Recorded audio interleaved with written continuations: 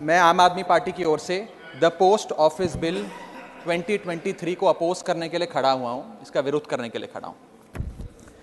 Sir, ये कानून को अगर बारीकी से पढ़ा जाए तो इसमें दो बड़े खतरनाक प्रावधान हैं, सेक्शन 9 और सेक्शन 10।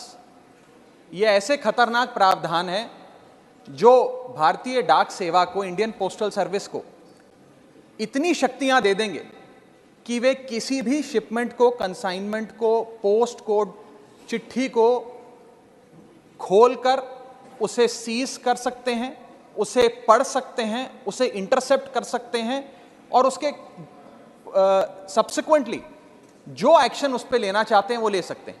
और इसके कोई रूल्स, कोई प्रोसीजर, कोई दायरा, कोई क्राइटेरिया बिल्कुल भी इस पूरे कानून में नहीं लिखा गया है। मैं पहले सेक्शन 9 पढ़ के सुनाना चाहूंगा, फिर विस्तार से अपनी बात रखूंगा।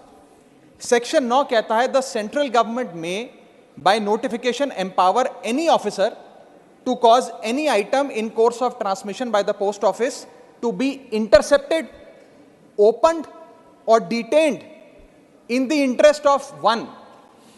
security of state, 2. friendly relations with foreign states, 3. public order, 4.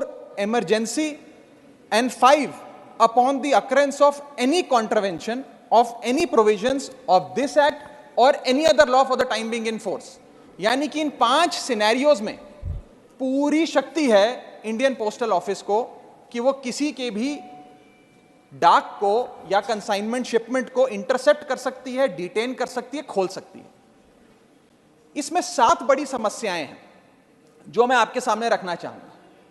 पहला है बिग ब्रदर सिंड्रोम, यानी कि हर तरीके से अपने नागरिकों पर सर्वेलेंस रखना, वो क्या कम्युनिकेट कर रहे हैं, क्या बातचीत कर रहे हैं, चिट्ठी पत्र में क्या लिखकर भेज रहे हैं, उस पर सरकार की आंखें रहें, सरकार को मालूम रहे। ये एक बिग ब्रदर सिंड्रोम है जिससे ये बिल पूरी तरीके से पीड़ित नजर आता है सर। दूसरा सबसे बड़ा इसमें जो समस्या निकल कर आती है वो ये है कि ये बिल प्रोसीजर स्पेसिफाई करने में फेल हो जाता है कि वो कौन से ऐसे प्रोसीजर है जिसके तहत आप किसी डाक को इंटरसेप्ट कर सकते हैं, खोल सकते हैं या डिटेन कर सकते हैं। ये एक आर्बिटरी शक्ति नहीं हो सकती है, ये शक्ति निर्धारित होनी चाहिए कि ऐसे कौन से इमरजेंसी या फ्रेंडली स्टेट्स को आप फायदे पहुंचाने चाहते हैं जिसके चलते, या खास तौर पे किसी भी प्रावधान, किसी भी कानून का कोई वायलेट होता है तो वो आपको शक्तियां दे देता है कि आप किसी की भी डाक रोक लें। ये इसमें दूसरी बड़ी खामी है सर। तीसरी बड़ी खामी है कि जिन ग्राउंड्स को स्पेसिफाई किया गया है कि किन ग्राउंड्स के तहत आप किसी के भी डाक को या शिपमेंट को खोल सकते हैं, कॉन्फिस्केट कर सकते हैं, इंटरसेप्ट कर सकते हैं, वो ग्राउंड्स बहुत वेग हैं। वो किसी भी शिपमेंट को रोकने के लिए या किसी भी कंसाइनमेंट या चिट्ठी या डाक को रोकने के लिए कोई भी कानून पकड़कर या कोई भी मनगढ़ंत कहानी बनाकर आप उसे रोक सकते हैं। इतने वेग ग्राउंड्स ये कानून भारतीय डाक सेवा को देने जा रहा है। चौथा और सबसे बड़ा खतरा जो इस बिल से है कि जो अफसर इसको इंटरसेप्ट करेगा या कॉन्फिस्केट करेगा, अगर वो अफसर गलत पाया जाता है तो उसके खिलाफ कोई एक्शन नहीं लिया जाएगा, उसे पूरी आजादी है।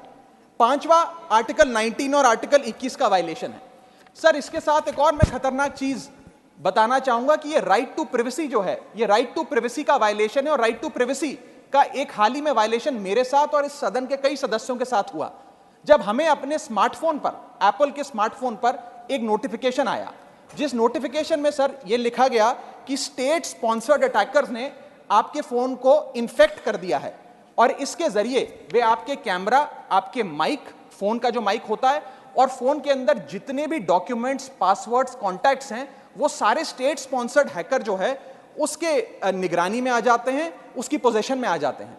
ये किसी साधारण व्यक्ति के साथ नहीं सर, देश के कई सांसदों के साथ हुआ। और दिलचस्पी की बात यह है और खतरनाक बात मैं कहूं वो ये है कि ये सिर्फ विपक्ष के सांसदों के साथ हुआ, ऐसा जानकारी आई और इसमें एक शायद सत्ताधारी पक्ष के भी सांसद थे। ज्यादातर जो लोग इसमें पाए गए, जितनी मैंने रिपोर्ट्स पढ़ी, उसके मुताबिक विपक्ष के या सरकार के आलोचक थे। ये एक बड़ा खतरनाक हमला फोन्स पर हुआ। मैं चाहूंगा कि भारत सरकार इसमें जांच करे, आपके अध्यक्षता में सर वो जांच हो सके तो एक जॉइंट पार्लियामेंट्री कमेटी का गठन हो कि किस प्रकार से ये स्टेट स्पॉन्सर्ड अटैकर्स पेगासस नाम के और अन्य प्रकार के सॉफ्टवेयर का इस्तेमाल कर जो लोग आप कह सकते हैं आलोचक हो सरकार के या विपक्ष के नेताओं, उनके फोन को इन्फेक्ट कर रहे हैं। इस बिल का मैं विरोध करता हूं और चाहूंगा कि ये जो एप्पल का नोटिफिकेशन यहां बैठे कई सांसदों, विपक्ष के सांसदों के फोन पर आया, उसके बारे में सरकार कुछ अपनी बात भी रखे और इस पर जांच भी बिठाए। Thank you Raghav ji.